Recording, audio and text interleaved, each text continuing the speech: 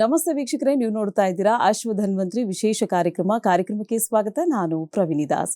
ವೀಕ್ಷಕರೇ, ಇವತ್ತಿನ ಕಾರ್ಯಕ್ರಮದ ಮುಖಾಂತರವಾಗಿ ಅನಸ್ತೇಶಿಯಾ ಕುರಿತಾಗಿ ಒಂದಷ್ಟು ಮಾಹಿತಿಯನ್ನು ನಾವು ನಿಮಗೆ ನೀಡ್ತಾ ಇದ್ದೀವಿ. ಇನ್ನು ಇದಕ್ಕೆ ಅರವಳಿಕೆ ಶಾಸ್ತ್ರ ಅಂತ ಹೇಳ್ತಾರೆ.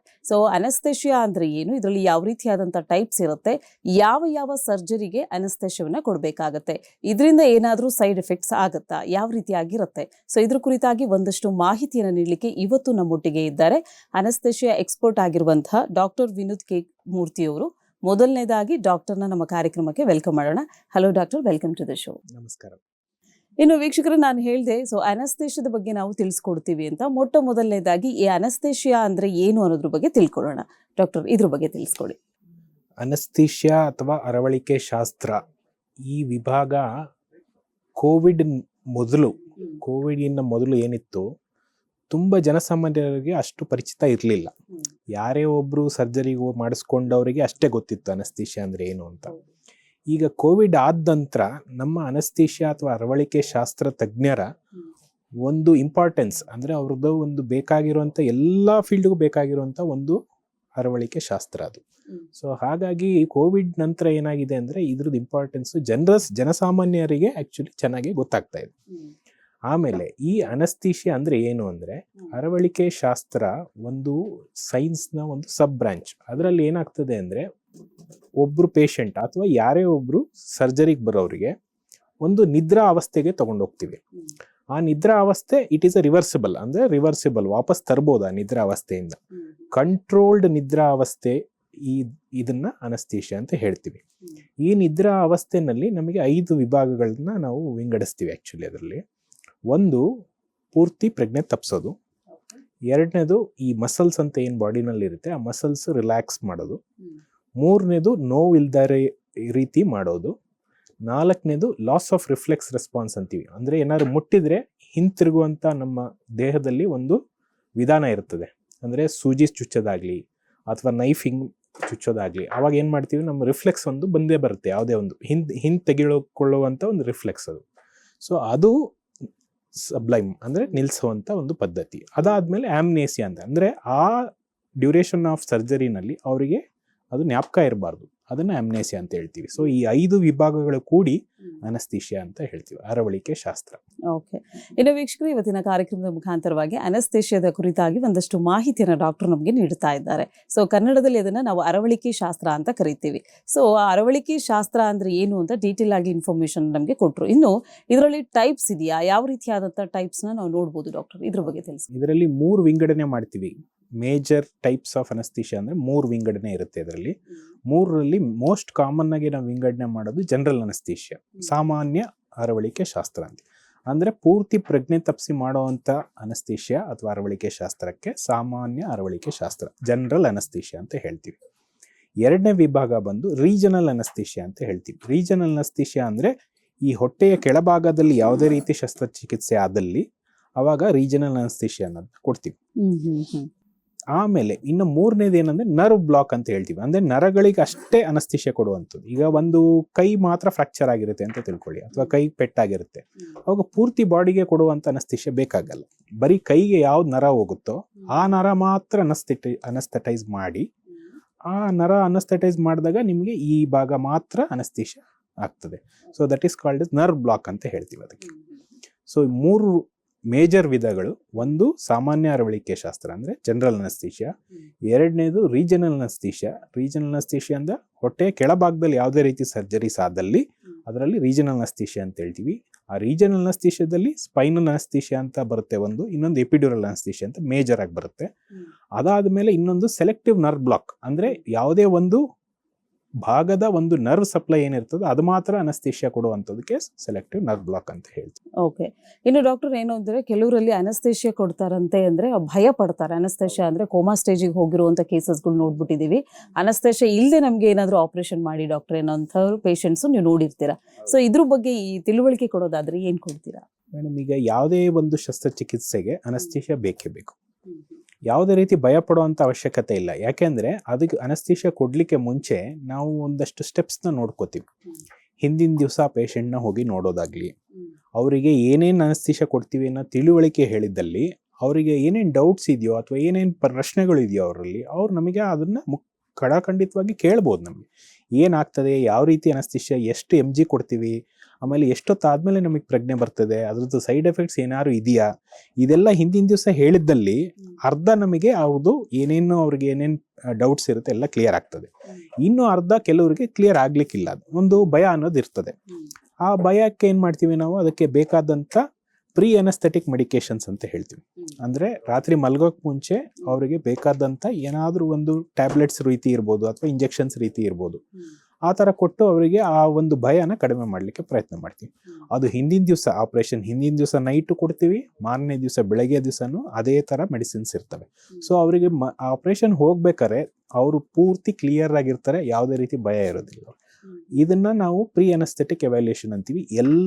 ಯಾವುದೇ ಒಂದು ಪೇಷಂಟು ಯಾವುದೇ ರೀತಿ ಸರ್ಜರಿ ಹೋಗ್ಲಿಕ್ಕೆ ಮುಂಚೆ ಇದು ಮಾಡಿಸ್ಕೋಬೇಕಾಗ್ತದೆ. ಯಾಕೆಂದರೆ ಪ್ರೀ ಅನಸ್ಥೆಟಿಕ್ ಎವ್ಯಾಲ್ಯೂಯೇಷನ್ನಲ್ಲಿ ನಾವು ಅವ್ರು ಬೇರೆ ಏನೇನು ರೀತಿ ಕಾಯಿಲೆಗಳಿರ್ತವೋ ಅದನ್ನೆಲ್ಲ ನಾವು ನೋಡಬೇಕಾಗ್ತದೆ. ಸೊ ಒಬ್ಬೊಬ್ಬರಿಗೆ ಒಂದೊಂದು ರೀತಿ ಅನಸ್ಥಿಷ್ಯ ಕೊಡ್ತೀವಿ, ಆದರೆ ಅಷ್ಟೇ ಡೋಸೇಜನ್ನು ಕಡಿಮೆ ಮಾಡಬೇಕಾಗ್ತದೆ. ಅಂದರೆ ಕೆಲವ್ರಲ್ಲಿ ಶುಗರ್ ಇರ್ತದೆ, ಕೆಲವ್ರಲ್ಲಿ BP ಇರ್ತದೆ, ಕೆಲವ್ರಲ್ಲಿ ಶ್ವಾಸಕೋಶದ ತೊಂದರೆಗಳಿರ್ತವೆ. ಅಂಥದ್ರಲ್ಲೆಲ್ಲ ನಾವೇನು ಮಾಡಬೇಕಾಗ್ತದೆ, ಅವರಿಗೆ ಬೇಕಾದಂಥ ರೀತಿಯಲ್ಲಿ ಅದನ್ನು ನೀವು ಫಸ್ಟು ಸ್ಟೆಬಿಲೈಸ್ ಮಾಡಿ, ಅವರಿಗೆ ಪ್ರೀ ಅನಸ್ಥಿಷ್ಯನ ಕೊಡೋದಕ್ಕೆ ಮುಂಚೆನೇ ಸ್ಟೆಬಿಲೈಸ್ ಮಾಡಿ ಆಮೇಲೆ ಕೊಡಬೇಕಾಗ್ತದೆ. ಸೊ ಹಾಗಾಗಿ ಈ ಪ್ರೀ ಅನಸ್ಥೆಟಿಕ್ ಎವ್ಯಾಲ್ಯೂಯೇಷನ್ ಅಂತ ಏನು ಹೇಳ್ತೀವಿ ಅದು ಎಲ್ಲರೂ ಮಾಡಿಸ್ಕೊಳ್ಳೇಬೇಕಾದಂಥ ಒಂದು ಪದ್ಧತಿ ಇದೆ. ಓಕೆ, ಇನ್ನು ಡಾಕ್ಟರ್ ನೀವು ತಿಳಿಸ್ಕೊಡ್ರಿ, ಈ ಅನಸ್ಥೇಷಿಯಾದಲ್ಲಿ ಟೋಟಲ್ ಆಗಿ 3 ಟೈಪ್ಸ್ ಇದೆ ಅಂತ ಹೇಳಿ. ಸೊ ಮೊದಲನೇದಾಗಿ ಬಂದರೆ ಜನರಲ್ ಅನಸ್ಥೇಷಿಯಾ. ಸೊ ಇದ್ರ ಬಗ್ಗೆ ಡೀಟೇಲ್ ಇನ್ಫಾರ್ಮೇಷನ್ ಕೊಡೋದಾದ್ರೆ, ಯಾವುದೇ ಒಬ್ಬರು ವ್ಯಕ್ತಿ ಒಂದು ಸರ್ಜರಿ ಮಾಡ್ಕೋತಾ ಇದ್ದಾರೆ ಅಥವಾ ಶಸ್ತ್ರಚಿಕಿತ್ಸೆಗೆ ಒಳಗಾಗ್ತಾ ಇದ್ದಾರೆ ಅಂದರೆ ನಾವು ಇದನ್ನು ಎಕ್ಸ್ಪ್ಲೈನ್ ಮಾಡ್ತೀವಿ, ಯಾವ ರೀತಿ ಅನಸ್ಥೀಷಿಯಾ ಕೊಡ್ಬೋದು ನಿಮಗೆ. ಈಗ ಕೆಲವರು ಕಾಲು ಪೆಟ್ಟಾಗಿರ್ತದೆ, ಅವರು ಕೇಳ್ತಾರೆ ನನಗೆ ಬೆನ್ನಿಗೆ ಇಂಜೆಕ್ಷನ್ ಬೇಡ ಡಾಕ್ಟ್ರೆ, ನನಗೆ ಪೂರ್ತಿ ಅನಸ್ಥೀಷಿಯಾ ಕೊಡಿ ಅಂತ ಹೇಳ್ತಾರೆ.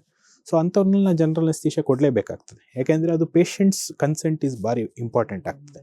ಅವರು ಒಂದು ಸೈನ್ ಮಾಡಲೇಬೇಕು ಅದಕ್ಕೆ. ಸೊ ಅವರು ಬೆನ್ನಿಗೆ ಇಂಜೆಕ್ಷನ್ ಬೇಡ ಅಂತ ಹೇಳಿದಾಗ ನಾವು ಬೆನ್ನಿಗೆ ಇಂಜೆಕ್ಷನ್ ಕೊಡ್ಲಿಕ್ಕೆ ಬರೋದಿಲ್ಲ. ಸೊ ಅಂಥವ್ರಲ್ಲಿ ನಾವು ಖಂಡಿತ ಯಾವುದೇ ಒಂದು ಪೇಷಂಟಿಗೆ, ಈಗ 0 ಇಯರ್ಸಿಂದ ಹಿಡಿದು 100 ವರ್ಷದವರೆಗೂ 100 ವರ್ಷದ ಮೇಲ್ಪಟ್ಟು ಕೂಡ ಜನರಲ್ ಅನಸ್ಥೀಷಿಯಾ ಕೊಡಬಹುದು. ಅದಕ್ಕೆ ಯಾವುದೇ ರೀತಿ ಕಾಂಟ್ರಾಇಂಡಿಕೇಶನ್ ಇಲ್ಲ. ಸೊ ಯಾವುದೇ ರೀತಿ ಅದಕ್ಕೆ ಅಡಚಣೆಗಳು ಇಲ್ಲ. ಬಟ್ ಏನಾಗ್ತದೆ ಅಂದರೆ, ಈಗ ಶುಗರ್ ಇದ್ದವರಲ್ಲಿ ಅಥವಾ BP ಇದ್ದವರಲ್ಲಿ ಅಥವಾ ಶ್ವಾಸಕೋಶ ತೊಂದರೆ, ಥೈರಾಯ್ಡ್ ಇದ್ದವರಲ್ಲಿ ಅವರಲ್ಲಿ ಸ್ವಲ್ಪ ವೇರಿಯೇಷನ್, ಡೋಸೇಜ್ ವೇರಿಯೇಷನ್ ಮಾಡಬೇಕಾಗ್ತದೆ ಅಷ್ಟೇ. ಬಟ್ ಅವ್ರಿಗೆ ಕೊಡೋಕೆ ಬರೋದಿಲ್ಲ ಅಂತ ಹೇಳಕ್ ಬರಲ್ಲ. ಜನರಲ್ ಅನಸ್ಥೀಷಿಯಾ ಎಲ್ಲರಿಗೂ ಕೊಡ್ಬೋದು. ಈ ಜನರಲ್ ಅನಸ್ಥೀಷಿಯಾ ಕೊಡೋದಕ್ಕೆ ಮುಂಚೆ ನಾನು ಆಗಲೇ ಹೇಳ್ದಂಗೆ ಫಸ್ಟು ಅವ್ರು ಏನೇನು ಕಾಯಿಲೆಗಳಿರ್ತಾವೋ ಅದೆಲ್ಲ ಸ್ಟೆಬಿಲೈಸ್ ಮಾಡಬೇಕಾಗ್ತದೆ ಹಿಂದಿನ ದಿವಸ. ಅದು ಎಷ್ಟು ವರ್ಷದಿಂದ ಅವ್ರ ಕಾಯಿಲೆ ಇರ್ತದೆ, ಎಷ್ಟು ವರ್ಷದಿಂದ ಅವ್ರು ಟ್ಯಾಬ್ಲೆಟ್ಸ್ ತೊಗೋತಾ ಇದ್ದಾರೋ ಅಥವಾ ಇಂಜೆಕ್ಷನ್ಸ್ ತೊಗೊತಾ ಇದ್ದಾರೋ ಇದೆಲ್ಲ ನೋಡಿಕೊಂಡು ಅವ್ರಿಗೆ ಬೇಕಾದಂಥ ಒಂದು ಬ್ಲಡ್ ಟೆಸ್ಟ್ನ ಮಾಡಿ, ಆ ಬ್ಲಡ್ ಟೆಸ್ಟ್ನ ನೋಡಿಕೊಂಡು ಯಾವ ರೀತಿ ಸರ್ಜರಿ ಮಾಡ್ತಾ ಇದ್ದಾರೆ ಅನ್ನೋದನ್ನ ನೋಡಿಕೊಂಡು ಅದಕ್ಕೆ ಬೇಕಾಗುತ್ತಾ ಬ್ಲಡ್ ಲಾಸ್ ಎಷ್ಟಾಗುತ್ತೆ, ಅದಕ್ಕೆ ಬೇಕಾದಂಥ ಏನೇನು ಇನ್ಸ್ಟ್ರೂಮೆಂಟ್ಸ್ ಆಗಿರ್ಬೋದು ಅಥವಾ ಯಾವುದೇ ರೀತಿ ಅದು ಸರ್ಜರಿಗೆ ಬೇಕಾದಂಥ ಎಲ್ಲ ರೆಡಿ ಮಾಡಿಕೊಂಡೇ ಕೊಡಬೇಕಾಗ್ತದೆ. ಸೊ ಜನರಲ್ ಅನಸ್ಥೀಷಿಯಾ ಅಂದರೆ ಕಂಪ್ಲೀಟ್ ಲಾಸ್ ಆಫ್ ಕಾನ್ಷಿಯಸ್ನೆಸ್. ಅಂದರೆ ಇದು ರಿವರ್ಸಿಬಲ್. ಅಂದರೆ ನಾವು ಇದು ಲಾಸ್ ಆಫ್ ಕಾನ್ಷಿಯಸ್ನೆಸ್ ಏನು ಹೇಳ್ತೀವಿ ದಟ್ ಈಸ್ ರಿವರ್ಸಿಬಲ್ ಆಮೇಲೆ ಕಂಟ್ರೋಲ್ಡ್, ನಮ್ಮ ಕೈಯಲ್ಲಿ ಇರ್ತದೆ ಅದು. ಸೊ ನಮ್ಮ ಕೈಯಲ್ಲಿ ನಾನು ಎಷ್ಟೊತ್ತು ಬೇಕಾದ್ರೂ ಅವ್ರಿಗೆ ನಿದ್ರೆ ಬರ್ಸ್ಬೋದು. 5 ನಿಮಿಷದಿಂದ ಹಿಡಿದು 48 ಗಂಟೆವರೆಗೂ ನಾವು ಅನಸ್ಥೀಷಿಯಾ ಕೊಡ್ತಾನೆ ಇರ್ಬೋದು. ಹೀಗಾಗಿ ಜನರಲ್ ಅನಸ್ಥೀಷಿಯಾಗೆ ಯಾವುದೇ ರೀತಿ ಕಾಂಟ್ರಾಇಂಡಿಕೇಶನ್ ಇಲ್ಲ, ಭಯ ಪಡುವಂಥ ಅವಶ್ಯಕತೆ ಇಲ್ಲ. ಅದು ಆದಷ್ಟು ಹೇಗೆ ಅಂದರೆ ಪ್ರತಿನಿತ್ಯ ನಾವು ಹೇಗೆ ನಿದ್ರೆ ಮಾಡಿ ಎದ್ದೇಳ್ತೀವೋ ಅದೇ ಥರ ಇರ್ತದೆ ಅಷ್ಟೇ. ಬಟ್ ಏನಂದರೆ ನಿದ್ರೆ ಮಾಡಿದಲ್ಲಿ ನಮ್ಮ ಹಾರ್ಟ್ ಬೀಟ್ ಎಲ್ಲ ನಮ್ಮ ಕಂಟ್ರೋಲಲ್ಲಿ ಇರ್ತದೆ. ಬಟ್ ಇವಾಗ ಅನಸ್ಥೀಷಿಯಾ ಕೊಟ್ಟ ಮೇಲೆ ಅದು ಅನಸ್ಥೆಟಿಸ್ಟ್ ಕಂಟ್ರೋಲಲ್ಲಿ ಬರ್ತದೆ ಅಷ್ಟೇ. ಅದೊಂದು ಬಿಟ್ಟರೆ ಬೇರೆ ಇನ್ನೇನು ಚೇಂಜಸ್ ಇರಲ್ಲ. It is like sleep and wake up ಅದು ಅಷ್ಟೇ. ಇದಕ್ಕೆ ಬೇಕಾದಂಥ ನಾವು ಏನೇನು ಮೆಡಿಸಿನ್ಸ್ ಇರ್ತಾವೋ ಅದನ್ನೆಲ್ಲ ರೆಡಿ ಮಾಡಿಕೊಂಡು ಆಮೇಲೆ ನಾವು ಮುಂದುವರಿಬೇಕಾಗ್ತದೆ. ಸೊ ಈ ಜನರಲ್ ಅನಸ್ಥೀಷಿಯಾಗೆ ಯಾವುದೇ ರೀತಿ ಭಯ ಬೇಡ, ಅದಕ್ಕೆ ಯಾವುದೇ ರೀತಿ ಕಾಂಟ್ರಾಇಂಡಿಕೇಶನ್ ಇಲ್ಲ, ಯಾರು ಬೇಕಾದರೂ ತಗೊಳ್ಬೋದು. ಓಕೆ, ಇನ್ನು ಡಾಕ್ಟರ್, ಇದು ಯಾವುದೇ ವಯಸ್ಸಿನ ವಯೋಮಿತಿ ಇಲ್ಲದೆ ಇದನ್ನ ಜನರಲ್ ಅನಸ್ಥೇಷಿಯಾವನ್ನ ಕೊಡ್ಬೋದು ಅಂತ ಹೇಳಿದ್ರಿ. ಸೊ ಯೂಶಲಿ ಈ ಜನರಲ್ ಅನಸ್ಥೇಷಿಯಾವನ್ನ ಯಾವ ಸರ್ಜರಿಗಳಿಗೆ ನೀವು ರೆಫರ್ ಮಾಡ್ತೀರಾ? ಮೇಡಮ್, ಈಗ ಏನಾಗ್ತದೆ ಅಂದರೆ, ಈಗ ಸರ್ಜರಿ ಯಾವುದೇ ಭಾಗದಲ್ಲಿದ್ದರೂ ನಾವು ಜನರಲ್ ಅನಸ್ಥೀಷಿಯಾ ಕೊಡ್ಬೋದು. ಯೂಶಲಿ ನಾವು ಏನು ಮಾಡ್ತೀವಿ, ಹೊಟ್ಟೆ ಕೆಳಭಾಗದಲ್ಲಿ ಯಾವುದೇ ರೀತಿ ಸರ್ಜರಿ ಇದ್ದರೆ ಜನರಲ್ ಅನಸ್ಥೀಷಿಯಾ ಪ್ರಿಫರ್ ಮಾಡೋದಿಲ್ಲ. ಯಾಕೆಂದರೆ ಒಂದು ಭಾಗದಲ್ಲಿ ಇರೋದ್ರಿಂದ ಪೂರ್ತಿ ತಲೆವರೆಗೂ ಯಾಕೆ ಅನಸ್ಥೀಷಿಯಾ ಕೊಡಬೇಕು ಅನ್ನೋದು ಒಂದೇ ಅದು ಅಷ್ಟೇ. ಆಮೇಲೆ ಈ ರೀಜನಲ್ ಅನಸ್ಥೀಷಿಯಾ ಅಂತ ನಾನೇನು ಹೇಳಿದೆ, ಅದು ಕೊಟ್ಟಾಗ ಏನಾಗ್ತದೆ ಅಂದರೆ ಬರೀ ಕೆಳಗಡೆ ಭಾಗ ಅಷ್ಟೇ ಅನಸ್ಥೀಷಿಯಾ ಆಗ್ತದೆ. ಮೇಲ್ಗಡೆ ಭಾಗ ಅವ್ರು ಎಚ್ಚರ ಇರ್ತಾರೆ. ಕೆಲವ್ರು ಏನಾಗ್ತದೆ, ಆ ಎಚ್ಚರ ಇದ್ದದಲ್ಲಿ ಅವರಿಗೆ ಸೌಂಡ್ ಕೇಳಿದ್ದಲ್ಲಿ ಅಥವಾ ನಾವು ಮಾತಾಡೋದು ಕೇಳಿಸ್ತಿದ್ದಿಲ್ಲ, ಅವ್ರಿಗೆ ಆಂಗ್ಸೈಟಿ ಆಗ್ತದೆ ಆ ಟೈಮಲ್ಲಿ. ಅಂಥವ್ರನ್ನ ನಾವು ಏನು ಮಾಡ್ತೀವಿ ಅಂದರೆ ಅವ್ರಿಗೂ ಜನರಲ್ ಅನಸ್ತೇಷನ್ನ ಪ್ರಿಫರ್ ಮಾಡಿಬಿಡ್ತೀವಿ. ಸೊ ಅದಕ್ಕೆ ಪ್ರೀ ಅನಸ್ಥೆಟಿಕ್ ಎವ್ಯಾಲ್ಯೂಯೇಷನ್ ಅಥವಾ ಪ್ರೀ ಮೆಡಿಕೇಶನ್ಸ್ ಅಂತ ಏನು ಹೇಳ್ತೀವಿ, ಅದು ಬಹಳನೇ ಇಂಪಾರ್ಟೆಂಟ್ ಆಗ್ತದೆ ಜನರಲ್ ಅನಸ್ತೇಷಿಯಾ ಕೊಡ್ಲಿಕ್ಕೆ ಮುಂಚೆ. ವೀಕ್ಷಕರೇ, ಇವತ್ತಿನ ಕಾರ್ಯಕ್ರಮದ ಮುಖಾಂತರವಾಗಿ ಅನಸ್ತೇಷದ ಕುರಿತಾಗಿ ಒಂದಷ್ಟು ಮಾಹಿತಿಯನ್ನು ನಾವು ಪಡ್ಕೊಳ್ತಾ ಇದ್ದೀವಿ ಡಾಕ್ಟರ್ ಕಡೆಯಿಂದ. ಸೊ ಡಾಕ್ಟರ್ನ ನೀವು ನೇರವಾಗಿ ಸಂಪರ್ಕಿಸಬೇಕು ಅನ್ನೋದಾದ್ರೆ, ಇದ್ರ ಬಗ್ಗೆ ಹೆಚ್ಚಿನ ಮಾಹಿತಿ ಬೇಕು ಅಥವಾ ನಿಮ್ಮಲ್ಲಿರುವಂತಹ ಡೌಟ್ಸ್ನ ಕ್ಲಿಯರ್ ಮಾಡ್ಕೊಳ್ಬೇಕು ಅಂದ್ರೆ ನಿಮ್ಮ ಟಿವಿ ಸ್ಕ್ರೀನ್ ಮೇಲೆ ಕಾಣ್ತಾ ಇರುವಂತಹ ನಂಬರ್ಗೆ ಕರೆ ಮಾಡಿ ಹೆಚ್ಚಿನ ಮಾಹಿತಿಯನ್ನು ನೀವು ಪಡ್ಕೊಳ್ಳಿಕ್ಕೆ ಅವಕಾಶವಿದೆ. ಇನ್ನು ಅನಸ್ತೇಷಿಯಾ ಅಂದ್ರೆ ಏನು, ಹಾಗೆ ಇದರಲ್ಲಿ ಯಾವ ರೀತಿಯಾದಂಥ ಟೈಪ್ಸ್ ಇರುತ್ತೆ, ಅದರಲ್ಲಿ ಮೊದಲನೇ ಟೈಪ್ ಆದಂಥ ಜನರಲ್ ಅನಸ್ತೇಷಿಯಾದ ವಯಸ್ಸಿನ ವಯೋಮಿತಿ ಯಾವ ರೀತಿ ಆಗಿರುತ್ತೆ, ಯಾವ ಯಾವ ಸರ್ಜರಿಗಳಿಗೆ ಇದನ್ನು ಸಜೆಸ್ಟ್ ಮಾಡಲಾಗುತ್ತೆ, ಇದರ ಕುರಿತಾಗಿ ನಾವು ತಿಳ್ಕೊಂಡ್ವಿ. ಇನ್ನು ಎರಡನೇ ವಿಧ ಅಂತ ಹೇಳಿದ್ರೆ ರೀಜನಲ್ ಅನಸ್ತೇಷಿಯಾ. ಡಾಕ್ಟರ್, ಇದ್ರ ಕುರಿತಾಗಿ ಹೇಳೋದಾದ್ರೆ? ರೀಜನಲ್ ಅನಸ್ತೇಷಿಯಾ ಅಂದರೆ ನಾನು ಆಗಲೇ ಹೇಳಿದಾಗೆ ಹೊಟ್ಟೆ ಕೆಳಭಾಗದಲ್ಲಿ ಯಾವುದೇ ರೀತಿ ಆಪರೇಷನ್ಸ್ ಇರ್ಬೋದು. ಈಗ ಕಾಲು ಫ್ರಾಕ್ಚರ್ ಆಗಿರುತ್ತೆ ಕೆಲವ್ರಿಗೆ, ಅಥವಾ ತರ್ಚಿರುತ್ತೆ, ಅದನ್ನು ಹೊಲಿಗೆ ಹಾಕಬೇಕಾಗಿ ಬರುತ್ತೆ, ಅಥವಾ ಅಪೆಂಡಿಕ್ಸ್ ಆಗಿರ್ಬೋದು, ಅಥವಾ ನಮಗೆ ಸಿಸೇರಿಯನ್ ಅಂತ ಏನು ಕಾಮನ್ ಆಗಿ ಹೇಳ್ತೀವಿ. ಇಂಥ ಯೂಶುವಲ್ ಕಾಮನ್ ಕೇಸಸ್ಸಲ್ಲಿ ನಾವು ರೀಜನಲ್ ಅನಸ್ತೇಷಿಯಾ ಪ್ರಿಫರ್ ಮಾಡ್ತೀವಿ. ಬಟ್ ಈ ಜನರಲ್ ಅನಸ್ತೇಷಿಯಾ ಆಗಿರ್ಬೋದು, ರೀಜನಲ್ ಅನಸ್ತೇಷಿಯಾ ಆಗಿದ್ದು ಒಂದು ಪದ್ಧತಿ ಏನಂದರೆ 6 ಗಂಟೆ ಅವರು ಹೊಟ್ಟೆಗೆ ಏನೂ ತಗೊಳ್ಳೋ ಹಾಗಿಲ್ಲ. ಅಂದರೆ ಇದನ್ನು NPO ಗೈಡ್ಲೈನ್ಸ್ ಅಂತೀವಿ. NPO ಅಂದರೆ ನಿಲ್ ಪರ್ ಓರಲ್ ಗೈಡ್ಲೈನ್ಸ್ ಅಂತ. 6 hours ಸಾಲಿಡ್ ಫುಡ್ಸು ಏನೂ ತಗೊಳ್ಳೋ ಹಾಗೆ ಇಲ್ಲ. ಯಾವುದೇ ರೀತಿ ಅನಸ್ತೇಷಿಯಾ ಆಗಿರ್ಬೋದು, ಜನರಲ್ ಅನಸ್ತೇಷಿಯಾ ಆಗಿರ್ಬೋದು, ರೀಜನಲ್ ಅನಸ್ತೇಷಿಯಾ ಆಗಿರ್ಬೋದು, ಅಥವಾ ನರ್ವ್ ಬ್ಲಾಕ್ಸ್ ಆಗಿರ್ಬೋದು, ಏನೇ ಕೊಡಬೇಕಾದ್ರೂ 6 hours ಸಾಲಿಡ್ ಫುಡ್ಸು ತಗೊಳ್ಳೋ ಹಾಗಿಲ್ಲ. ಎರಡನೇದು ಲಿಕ್ವಿಡ್ಸು. ಸರ್ ನೀರು ಕುಡಿಬೋದಾ ಅಂತ ಕೇಳ್ತಾರೆ ಕೆಲವು. ನೀರು ಕುಡಿಬಹುದು, ಬಟ್ 2 ಗಂಟೆ ಮೊದಲು ಅಷ್ಟೇ. ಈಗ ಸರ್ಜರಿ ನಂದು 10 ಗಂಟೆಗಿದೆ ಅಂದರೆ 8 ಗಂಟೆವರೆಗೂ ನಾನು ನೀರು ಕುಡಿಬೋದು. 8 ಗಂಟೆ ನಂತರ ನಾನು ನೀರು ಕುಡಲಿಕ್ಕೆ ಆಗೋದಿಲ್ಲ. ಇದು ಲಿಕ್ವಿಡ್ಸಿಗೆ. ಇನ್ನೊಂದು ನಾವು ಹನಿ ನೀರು ಅಂತ ಹೇಳ್ತೀವಿ. ನನಗೆ ಬಾಯಿ ಒಣಗ್ತಾ ಇದೆ ಡಾಕ್ಟ್ರೇ ಅಂಥವ್ರಲ್ಲಿ ನಾನು ಹನಿ ನೀರು ಕೊಡ್ಬೋದಾ, ಅಂದರೆ ನನ್ನ ಮಗು ಅಳ್ತಾನೇ ಇದೆ ಕಂಟಿನ್ಯೂಸ್ ಆಗಿ, ಅವರಿಗೆ ಬ್ರೆಸ್ಟ್ ಫೀಡಿಂಗ್ ಅಂತ ಮಾಡ್ತಿರ್ತಾರೆ, ಎದೆ ಹಾಲು ಕೊಡೋದು, ಅದು 4 hour 4 hours ಮುಂಚೆ ಅದನ್ನು ಸ್ಟಾಪ್ ಮಾಡಬೇಕಾಗ್ತದೆ. ಬಟ್ ಹನಿ ನೀರು ನಾವು ಈವನ್ 1 ಗಂಟೆ ಮುಂಚೆನೂ ಕೊಡ್ಬೋದು. ಅಂದರೆ ಬಾಯಿ ಒಣಗ್ತಾ ಇದೆ, ತುಂಬಾ ಅಳ್ತಾ ಇದೆ ಅಂದರೆ 1 ಗಂಟೆ ಮುಂಚೆ 2-3 ಹನಿಗಳನ್ನು ಜಸ್ಟ್ ಅದು ಬಾಯಿನ ಒಣಗ್ದಲೇ ಇರೋಂಥ ರೀತಿಯಲ್ಲಿ ಕೊಡ್ಬೋದು. ಇದು ಮಿನಿಮಮ್ ಪದ್ಧತಿ ಯಾವುದೇ ರೀತಿ ನಾವು ಅನಸ್ತೇಷಿಯಾ ಕೊಡೋದಕ್ಕೆ ಮುಂಚೆ. ಈಗ ನೀವು ರೀಜನಲ್ ಅನಸ್ತೇಷಿಯಾ ಕೇಳಿದ್ರಿ. ರೀಜನಲ್ ಅನಸ್ತೇಷಿಯಾ ಅಂದರೆ ಹೊಟ್ಟೆ ಕೆಳಭಾಗದಲ್ಲಿ ಕೊಡುವಂಥ ಅನಸ್ತೇಷಿಯಾ. ಇದು ನಾವು ಎಲ್ಲಿ ಕೊಡ್ತೀವಿ ಅಂದರೆ ಬೆನ್ನಲ್ಲಿ ಕೊಡುವಂಥ ಪದ್ಧತಿ. ಬೆನ್ನಲ್ಲಿ ಎಲ್ಲಿ ಕೊಡ್ತೀವಿ ಅಂದರೆ ಮೂಳೆಯಲ್ಲಿ ನಡುವೆ ಒಂದು ಸ್ಪೇಸ್ ಇರ್ತದೆ. ಬೆನ್ನು ಮೂಳೆಯೇ ಈಗ 33 ಮೂಳೆಗಳಿರ್ತವೆ. ಆ 33 ಮೂಳೆಗಳ ನಡುವೆ ನಾವೇನು ಇರ್ತೀವಿ ಸ್ಪೇಸು, ಇಂಟರ್ವರ್ಟಿಬ್ರಲ್ ಸ್ಪೇಸ್ ಅಂತ ಹೇಳ್ತೀವಿ. ಅದು ಆ ಸ್ಪೇಸ್ನಲ್ಲಿ ಒಂದು ಇಂಜೆಕ್ಷನ್, ಈಗ ನಾವು ಕೈಯಲ್ಲಿ ಹೇಗೆ ಇಂಜೆಕ್ಷನ್ ತೊಗೋತೀವೋ ಅಲ್ಲಿ ಒಂದು ಇಂಜೆಕ್ಷನ್ ಹಾಕಿ ಸೆರೆಬ್ರೋಸ್ಪೈನಲ್ ಫ್ಲೂಯಿಡ್ ಅಂತೀವಿ, CSF ಅಂತ, ಏನು ಬ್ರೈನಿಂದ ಸ್ಪೈನಲ್ ಕಾರ್ಡ್ವರೆಗೂ ಹೋಗ್ತಾ ಇರುತ್ತದೆ.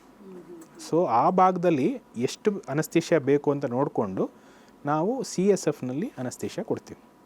CSFನಲ್ಲಿ ಅನಸ್ತೇಷಿಯಾ ಕೊಟ್ಟು ಇಮಿಡಿಯೇಟ್ ಆ್ಯಕ್ಷನ್ ಸ್ಟಾರ್ಟ್ ಆಗ್ತದೆ. ಈಗ ನಾನೀಗ 10 ಗಂಟೆ 5 ನಿಮಿಷ ಕೊಟ್ಟರೆ 10 ಗಂಟೆ 10 ನಿಮಿಷದೊಳಗೆ ನಿಮ್ಗೆ ಪೂರ್ತಿ ಅನಸ್ತೇಷಿಯಾ ಬಂದುಬಿಡ್ತದೆ. ಅದೇ advantage of regional anaesthesia, immediate action. But general ಅನಸ್ತೇಷಿಯಲ್ಲಿ ಏನಾಗ್ತದೆ, ಇಟ್ ಟೇಕ್ಸ್ ಟೈಮ್. ನಾವು ಕೊಟ್ಟು ಒಂದು 10-15 ನಿಮಿಷ ಕಾಯಬೇಕಾಗ್ತದೆ. ಅವರೆಲ್ಲ ರೆಡಿ ಮಾಡಿಕೊಂಡು, ಅದು ನಾನು ಹೇಳಿದ್ನಲ್ಲ 5 ಟೈಪ್ಸ್ ಆಫ್ ಜನರಲ್ ಅನಸ್ತೇಷಿಯಾನಲ್ಲಿ ಅದೆಲ್ಲ ಬರಬೇಕಾದಾಗ ಸ್ವಲ್ಪ ಟೈಮ್ ಬೇಕಾಗ್ತದೆ. ಸೊ ರೀಜನಲ್ ಅನಸ್ತೇಷಿಯಾದ ಅಡ್ವಾಂಟೇಜ್ ಏನಂದರೆ ಇಮಿಡಿಯೇಟ್ ಆ್ಯಕ್ಷನ್. ಇನ್ನೊಂದು ಅಡ್ವಾಂಟೇಜ್ ಏನಂದರೆ ಆಪ್ರೇಷನ್ ಆದ ನಂತರ ಯಾವುದೇ ರೀತಿ ನೋವು ಇರೋದಿಲ್ಲ.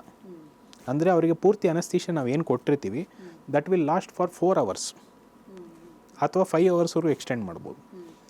ಸೊ ಹೀಗಾಗಿ ಏನಾಗಿ ಜನರಲ್ ಅನಸ್ತೇಷಿಯಾ ಏನಾಗ್ತದೆ ಅಂದರೆ ಅವ್ರ ಪೇಷಂಟ್ ಎದ್ದಿದ ತಕ್ಷಣ ಅವ್ರಿಗೆ ನೋವು ಕಾಣಿಸ್ಕೊತದೆ. ಯಾಕೆಂದರೆ ಅದು ಅನಸ್ತೇಷಿಯಾ ಎಫೆಕ್ಟ್ ಹೊರಟೋಗ್ತದೆ. ಬಟ್ ಅದಕ್ಕೆ ಸಪ್ಲಿಮೆಂಟ್ರಿ ಅನಸ್ತೇಷಿಯಾ ಅಂತಂದರೆ ಆ ಅನಸ್ತೇಷಿಯಾ ಅನ್ನೋದಕ್ಕಿಂತ ಅನಾಲ್ಜೆಸಿಯಾ ಅಂತ ಹೇಳ್ತೀವಿ. ಆಪ್ರೇಷನ್ ಆದ ನಂತರ ಅನಾಲ್ಜೆಸಿಯಾ ಕೊಡಬೇಕಾದಂಥ ಪರಿಸ್ಥಿತಿ ಬರ್ತದೆ. ಬಟ್ ಈ ರೀಜನಲ್ ಅನಸ್ತೇಷಿಯಾನಲ್ಲಿ ಆ ನೋವು ಬರುವಂಥ ಪ್ರಶ್ನೆನೇ ಇರೋದಿಲ್ಲ.